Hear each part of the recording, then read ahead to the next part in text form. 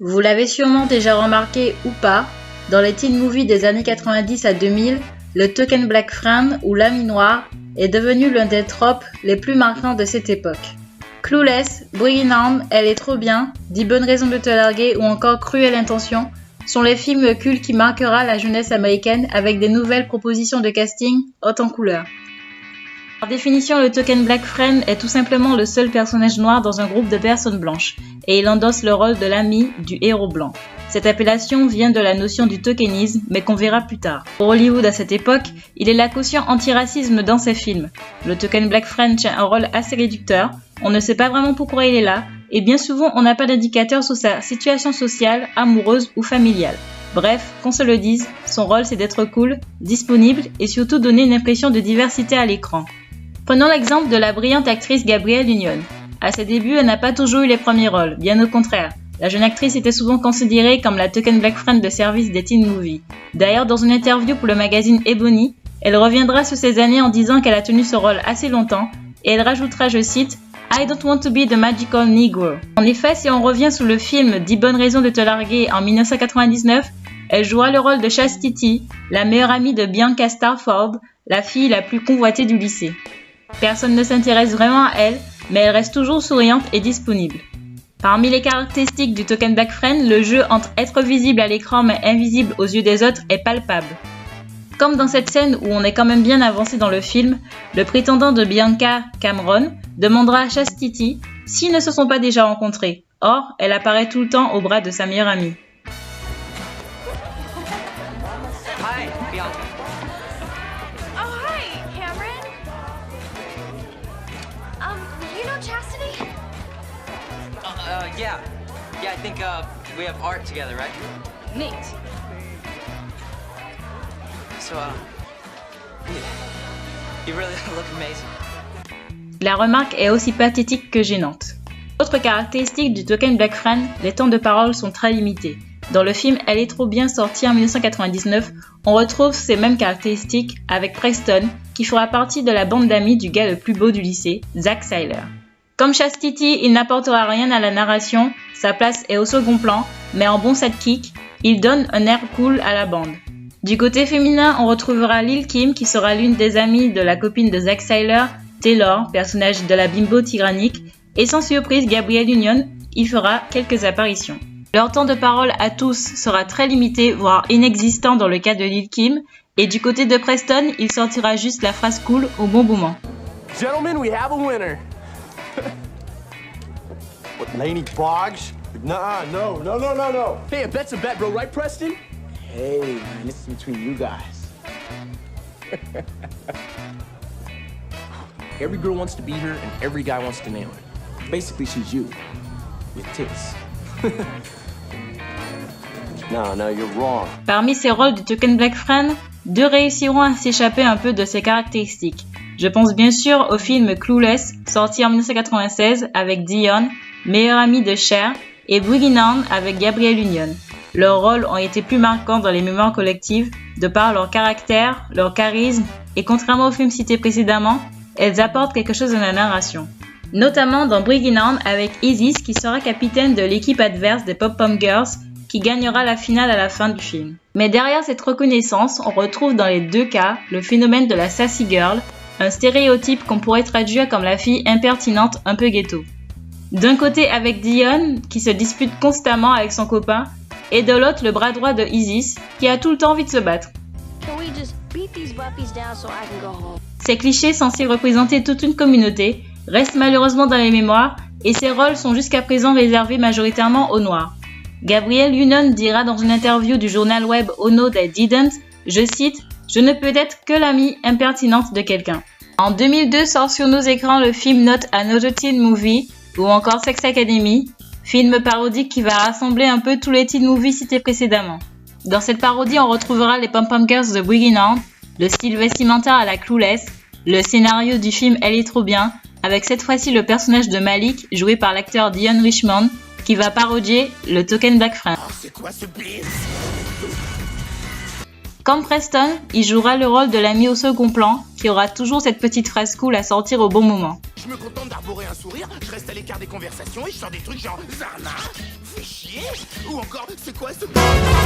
sing it to the prom and she doesn't know why. I'm only in the song because I'm a black guy. Dans cette scène où il sera confronté à un autre personnage noir, il lui fera bien comprendre que selon les règles des teen movies, il doit être le seul personnage noir dans tout le film, comme si être noir c'était vraiment qu'un métier.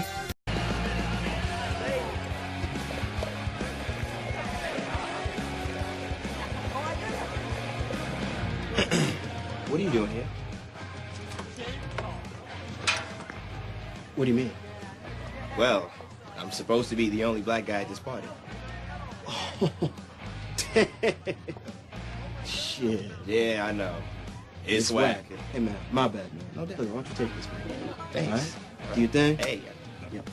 Peace out, brother. hey, honest mistake, Just worry about it. right? D'ailleurs, on a déjà croisé cet acteur auparavant dans Cruelle Intention en 1999, où il endossera le rôle de celui qui causera en partie l'accident du héros. Décidément, ce trope du Token Black Friend place ces acteurs noirs dans des postures de faire-valoir juste pour amuser la galerie.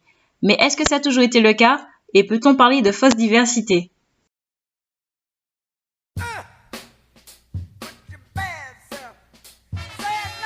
Pourtant, 30 ans avant, tout semble être bien parti dans le paysage audiovisuel américain.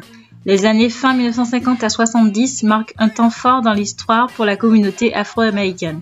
Le poids des mouvements civiques à partir de 1954 crée une prise de conscience. Les Noirs américains disent stop à la ségrégation raciale, revendiquent l'égalité des droits civiques et souhaitent être considérés autrement que des citoyens de seconde zone. Comme nous le savons tous, ce mouvement des droits civiques était mené par les grands leaders Martin Luther King, Malcolm X ou encore les 9 de Little Rock et bien d'autres. Mais en 1968, avec l'assassinat de Martin Luther King, cet événement marque la fin des Civil Rights Movement. Enfin la fin, pas si sûre, puisqu'en 1966 naissait déjà l'enfant terrible du mouvement des droits civiques, les Black Panthers. Veste en cuir sombre, béret et poing levé, sur les lèvres de ces militants insurgés, on crie à la révolution et à la fierté d'être noir. Du côté d'Hollywood dans ses débuts d'années 70, on parle d'une nouvelle ère, le nouvel Hollywood. Né dans un contexte politique tendu entre la guerre du Vietnam, les émeutes sociales et raciales, dans cette nouvelle ère expérimentale s'inscrira un nouveau genre de film, la Blaxploitation, qui n'est d'autre que la contraction du mot black et exploitation movies. Dans la mouvance du Black is Beautiful, ce courant culturel et social va valoriser l'image des Afro-Américains en mettant en vedette des héros noirs. Ces films à petit budget n'engageaient que les noirs. Les bandes-son originales étaient rythmées par la soul, le jazz, le R&B, le funk, le rhythm and blues et le disco des plus grands, tels que James Brown, Marvin Gaye, Barry White, Herbie Hancock, Isaac Hayes et plein d'autres. Les héros étaient charismatiques, victorieux, dans des situations d'hommes fiers. Ils étaient associés au bien, tandis que les blancs étaient associés au mal. Tous les genres de l'époque y sont passés. Le film policier, le péplum, le western ou encore le film d'espionnage avec Cleopatra Jones. Parmi ses plus grands succès planétaires, la Blaxploitation nous a fait découvrir des films comme Shaft de Gordon Parks, Sweet Sweetback Badass Song de Melvin Van Peebles ou encore Foxy Brown de Jack Hill.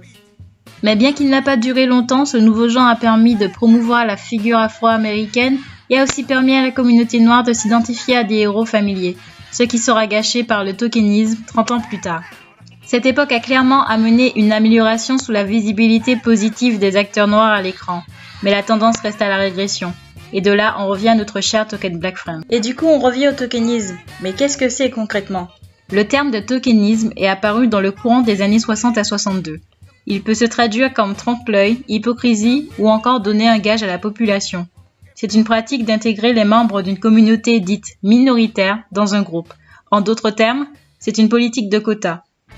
En cela se cache une impression d'égalité raciale ou sexuelle. L'effort d'inclure dans notre cas un token Black Friend est souvent prévu à cet effet, pour créer l'impression de diversité, afin de se dédouaner de toute accusation discriminatoire.